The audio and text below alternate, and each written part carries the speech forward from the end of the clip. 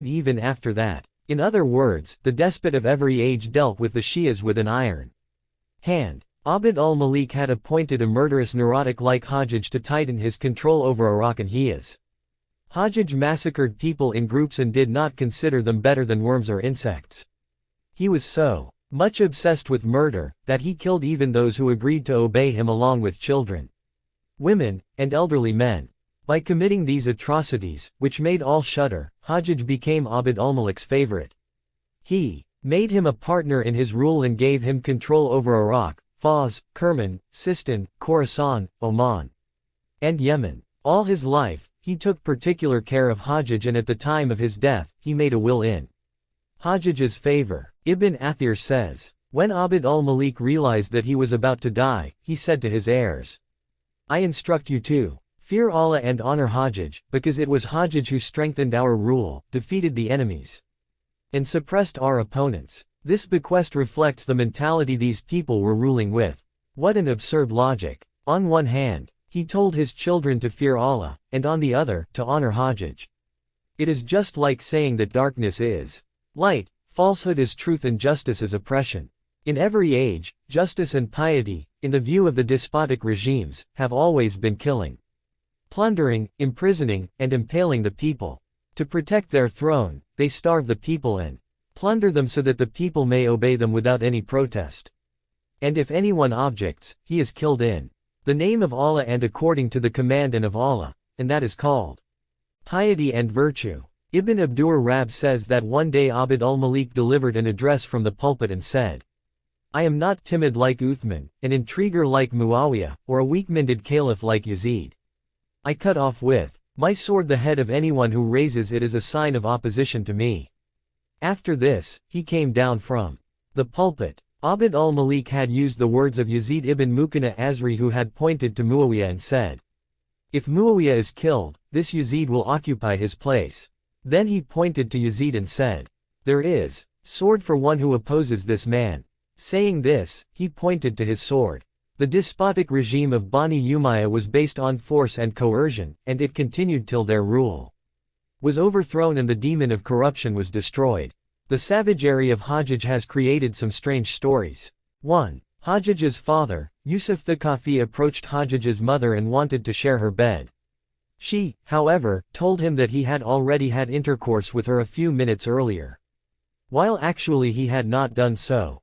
He, therefore, went to a pious person and narrated the incident. That man replied, Satan came to your wife in your form and had sex with her, as a result of which, she has become pregnant. You should not have sex with her till she delivers. Yusuf, therefore, remained aloof from his wife till Hajjaj was born. 2. When Hajjaj was born, he did not have an anal opening. 3. It is mentioned in Allama Damiri's Hayat al-Haywan. Some historians state that Satan came in the shape of Harth ibn Khalda and asked the people why they were distressed. They said, this is the child of Yusuf born from Faria, but it is not taking suck. So, Satan directed them to first slaughter a black goat, then to make the newborn lick its blood, and then to slaughter another goat and immerse the child in its blood. Then the child's face should be massaged with this blood for 3 days. He will start sucking from the 4th day. The people followed the instructions, and he started taking suck. Hajjaj was very much fond of bloodshed. He used to boast that he enjoyed bloodshed in doing something that no one else could do. 11. Whether these accounts are true or false, they definitely show how wicked a person Hajjaj was. Champion of villainy. When Hajjaj reached the age of 54, he suffered from a stomach illness which continued for 15 days. During this period, he became sure that he was going to die. The physician examined him and then tied a piece of meat to a thread and sent it down his throat. When the string was pulled out, a large number of worms were stuck to the piece of meat. During this time, Hajjaj suffered from shivering and coldness. Big fires were lighted around him and brought so close him that his skin could get burned, but he did not feel the heat. When Hajjaj mentioned his ailment to Hassan Basri, the latter said, I told you not to harass the righteous servants of Allah, but you did worse than that. Hajjaj said, I didn't ask you to pray for my health. I want you to do something so that I may die soon. When he died, Hassan Basri performed the sajda of thankfulness, said, O Lord, just as you have taken him away, put an end to his indecent policies as well. Hajjaj died in 95 AH during the reign of Walid in the city of Wasit, and he was buried there. His grave was hidden, and water turned on it. Walid arranged a meeting to mourn his death. Umar ibn Abd al-Aziz said, "If every nation sends its villain to compete for the selection of the champion of villainy and we send out Hajjaj alone, we can win this contest." Walid bin Abd al-Malik. After ruling for 21 years and 45 days, Abd al-Malik ibn Marwan died and was succeeded by Walid. Masudi says that Walid was a cruel man. His father had advised him to honor Hajjaj, to stand up wearing leopard skin and kill anyone that opposes him. Following his father's recommendations, Walid continued Hajjaj's yoke on the people.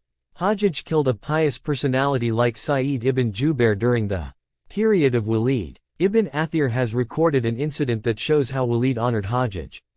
He writes, "Walid became unconscious, and it was thought that he was dead. When the news reached Hajjaj, he tied his hand to a pillar and said, 'O Lord, long ago I prayed that you give me death before Walid.' When Walid regained consciousness, he said, 'I do not find anyone more pleased on my recovery than Hajjaj.'" During Walid's reign, Umar ibn Abd al-Aziz was the governor of Medina. He was the refuge for the oppressed and fugitives. Those who fled from the persecution of Hajjaj took refuge with Umar ibn Abd al-Aziz. Umar wrote to Walid complaining against Hajjaj's oppression of the people of Iraq. Walid dismissed him from the governorship of Medina to please Hajjaj. He wrote to Hajjaj authorizing him to appoint a man of his choice as governor of Hijaz. Hajjaj replied that Khalid ibn Abdullah Khazri was most suitable for that post, and Walid appointed him accordingly. 12. In connection with the events of 89 AH, Ibn Athir writes, "When Khalid Khazri became the governor of Mecca, he said in a public address, 'O people, which of the two is better, the caliphate of Walid or the imamate of Prophet Ibrahim? By Allah, you are not aware of the position of the caliph. When Prophet Ibrahim prayed to Allah for water, he gave him bitter and brackish water, but when Walid asked for water from Allah, he gave him sweet water. By bitter water, Khalid meant Zamzam water, and by sweet water he meant the water of the well Walid had dug. Khalid transferred the water of the well dug by Walid in a tank constructed near the well of Zamzam so that the people might come to know the superiority of Walid's well. As a result of this, Walid's well dried up. Khalid ibn Abdullah Khazri called Zamzam water, source of impurities. One day he mockingly said from the pulpit, "How our falsehood dominates your truth. Has the time not yet arrived that Allah should become angry for your sake and destroy us? If the commander of the faithful, Walid, orders me to demolish the Kaaba and transfer its stones to Syria, I shall do so. I swear that Walid is more honorable in the eyes of Allah than the prophets." 13. Abu al-Faraj Isfahani further says, "Khalid was an infidel and his mother was a Christian. He made the Christians and fire worshippers dominate over the Muslims so that they may persecute the Muslims. He allowed Christians to purchase Muslim slave girls and marry them." The German Orientalist, Wellhausen writes, "On becoming the governor of Kufa, Khalid constructed a chapel for his mother behind the Qibla of the masjid. It is also said that during his youth, Khalid was a homosexual and a pimp. He used to insult the Kaaba, the Holy Prophet, al-Bayt and the Quran. He used to say, 'A sensible person does not memorize the Quran.'" 14. The policy of Bani Umayyah was to reward and give political posts to those who were irreligious like themselves. In short, the best proof of Walid's deviation is his confidence in Hajjaj and the approval of his father Abd al-Malik's conduct. Sulayman ibn Abd al-Malik inquired Yazid ibn Muslim as to where Hajjaj would be on the day of judgment. Yazid said, "On the day of judgment your father, Abd al-Malik, will come from the right, and your brother from the left. Now you may fix Hajjaj's place wherever you like." Between the two, Sulayman bin Abd al-Malik, Walid ruled for 9 years and 1 month. On his death in the year 96 AH he was succeeded by his brother, Sulayman. Sulayman was a glutton and was very fond of women. In the words of Masudi, Sulayman had a huge